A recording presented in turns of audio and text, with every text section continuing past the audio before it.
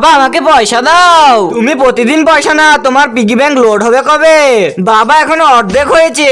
বাবা আমাকেও পয়সা দাও। পিন্টু পয়সা নিয়ে তার পিগি ব্যাংকে ভরে, আর তুমি পয়সা নিয়ে সব খেয়ে নাও। ওকে দেখে কিছু শেখো তুমি।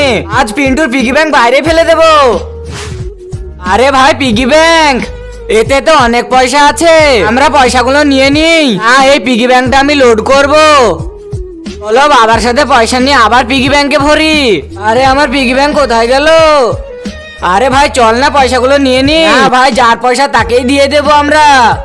ভাই রাহুল এই পিগি ব্যাংকটা কি তোমার? না ভাই এটা আমার নয়, আমি পেয়েছি। রাহুল এই অসহায় বাবাটার জন্য কেই বা লাইক সাবস্ক্রাইব করবে? আমি জানি দুষ্টু বাচ্চারা লাইক সাবস্ক্রাইব করবে না, ভালো বাচ্চারা লাইক সাবস্ক্রাইব করে দেবে। পিন্টু এই পিগি ব্যাংকটা কি তোমার? হ্যাঁ।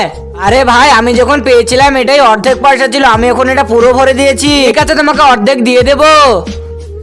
এবার বুঝলি তো পরের পয়সা নেওয়া কত খারাপ কাজ। এখন থেকে যেন আর এটা করবি না কোনোদিন।